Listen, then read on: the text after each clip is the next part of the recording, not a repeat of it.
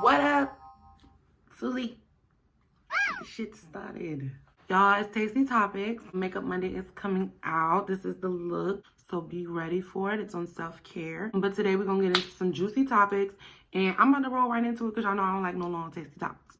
Danny Lee and the baby and their mess of a situation. I'm gonna go ahead and roll the clips first. Ain't no need in speaking on something you ain't seen. For Cocoa Puffs. Yeah, whatever. Shut the fuck up. Yeah, Yeah, you want to record me talking about shut the I gotta record you for my sake. Yeah, go ahead. This the first thing. At his house, at his penthouse, back and forth, here and there, since my baby was born. And then all of a sudden, I cook for this tonight. I am sleeping in his bed, talking about, you need to go. You mean I need to... Now, what you seeing here is him basically putting her out and showing her on live like his life was in danger. Mind you, it's the middle of the night and she got his child and he trying to put her and the baby out. But we're going to go ahead into the next clip that I got going on. Never been my girl. Is my side bitch. It's your what? My side bitch. Shawty is a certified side bitch.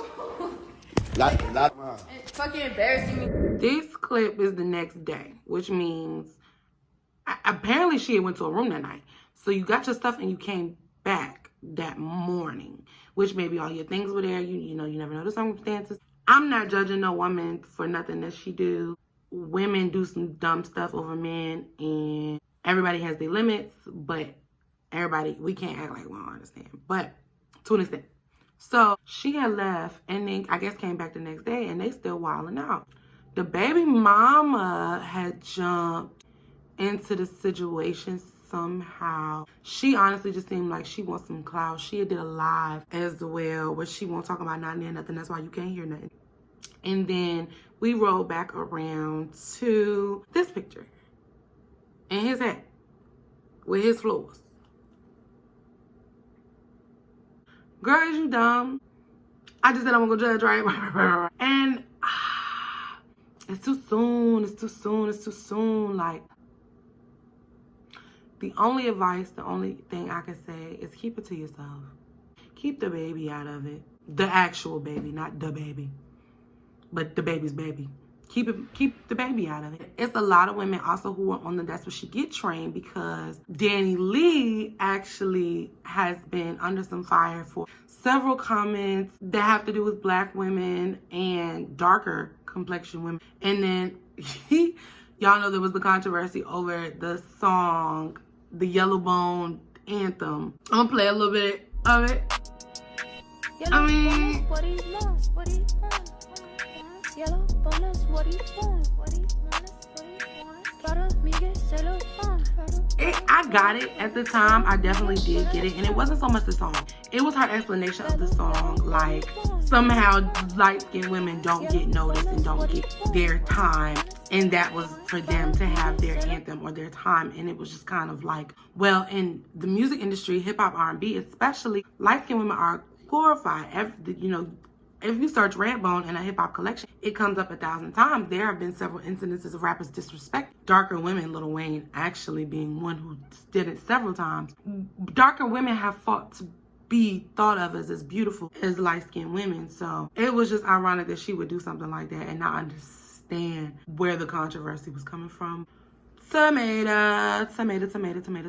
And again, I don't say any woman deserves this. Everything is a learning experience. We all have room to grow. I definitely don't think black women, and I still call you my black woman, but my black sister, but black women whose grandma or grandma aunt are black and every other lineage you carry is Caucasian, you really have to understand your level of passing, for lack of a better term. You have to understand your little one-up in society that you have that we don't. And I feel like it's not that you take it for granted, it's that you don't acknowledge it. And that's where our problems with racism come in, when we don't acknowledge what's going on and what actually exists in order to fix it. I can't fix a pothole if I ignore it and drive over it every day. Well, you get it. But we're gonna go on and move on to the American Music Awards outfits, and it was hosted by Cardi B. First of all, she had the fucking looks. Cardi B did her thing. Her entrance was so glamorous. It was giving me, actually, honestly, I would say it was giving me Lil Nas X.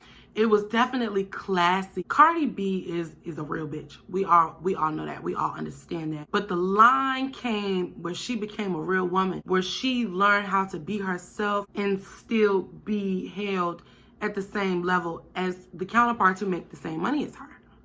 Cardi B is that bitch. She holds her own in any professional setting without having to conform. That shit cool. So anyway, she definitely did her thing at the awards. Outfits popping. Doja Cat. She looks like yeah. She looks so good. Winnie Harlow is another one who don't motherfucking miss, but she a model, so I wouldn't expect anything less from Winnie. We do not pay enough attention to Winnie Harlow. We gotta get on her. We gotta get on her. We gotta get on Winnie. Megan Fox and Machine Gun Kelly. They look really good. They're just the cutest couple. Like, I can imagine white people everywhere have them on their walls. This as goals. That's white people goals.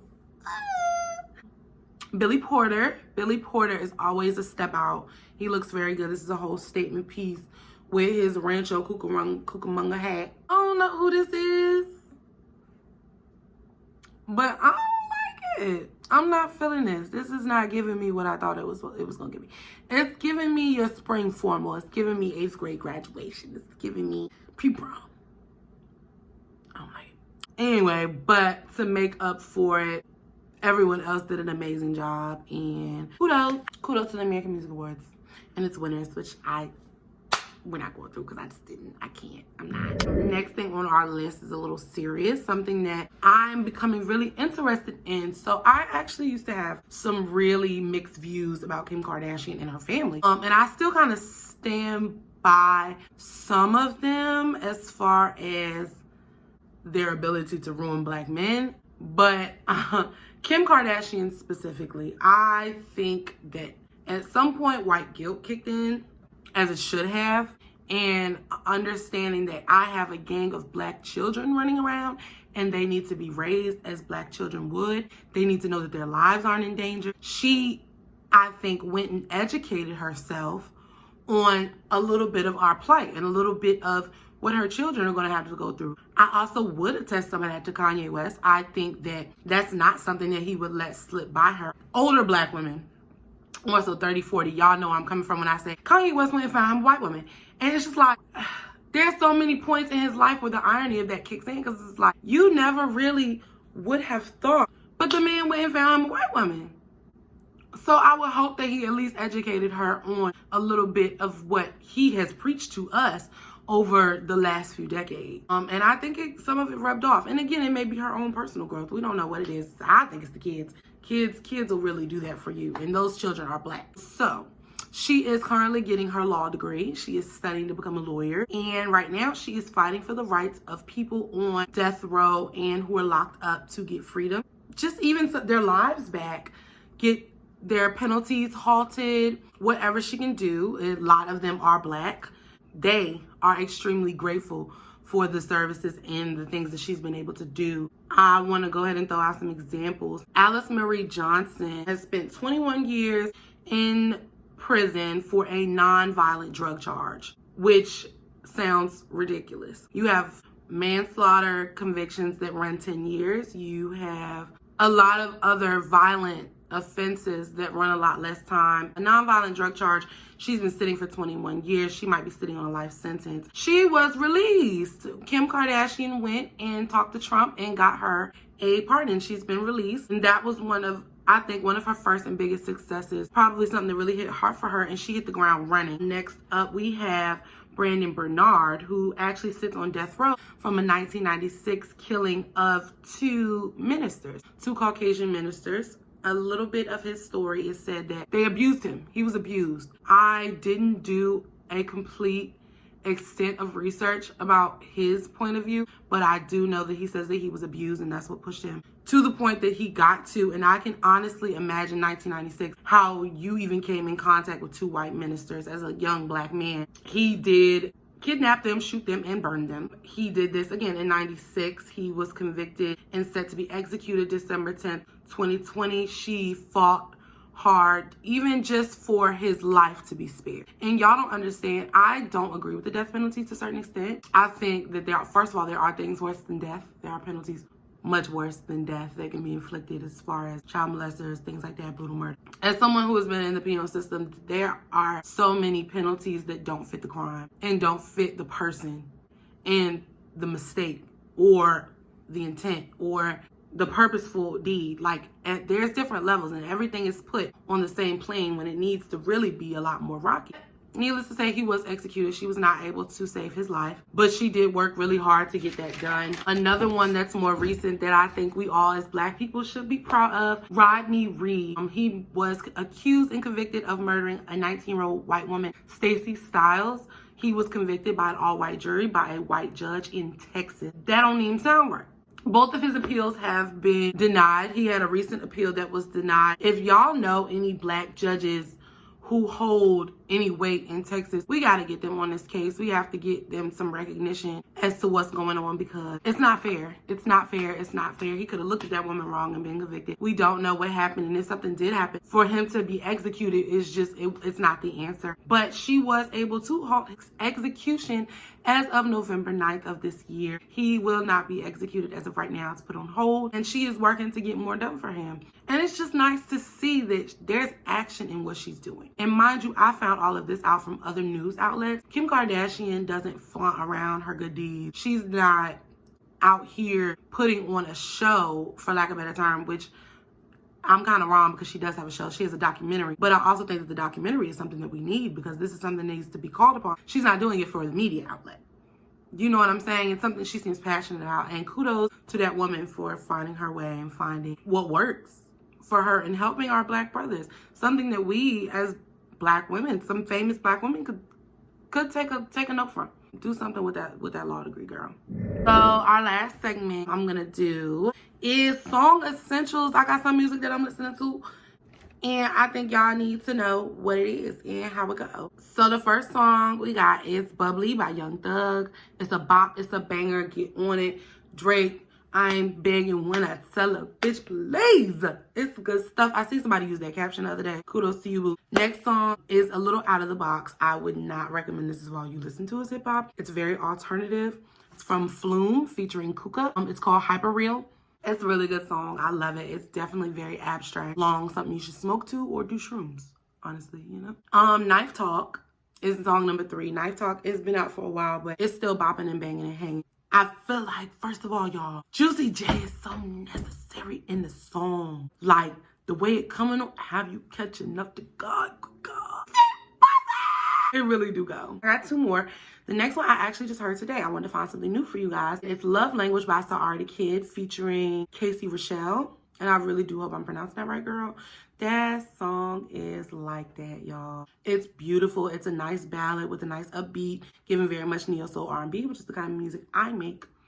So be on the lookout. And then I found one new song, Kodak Super Gremlin. I'm going to give it a 6 out of 10. I want y'all to go listen to it, though, because it's something I'll probably listen to again. It might grow on me down the line. It's new. It's kind of good. I'm not feeling Kodak right now, though. He recently made a Bring Trump Back post. And, y'all, when you locked up, for somebody to come and free you, that's a big deal. That's a big deal to you.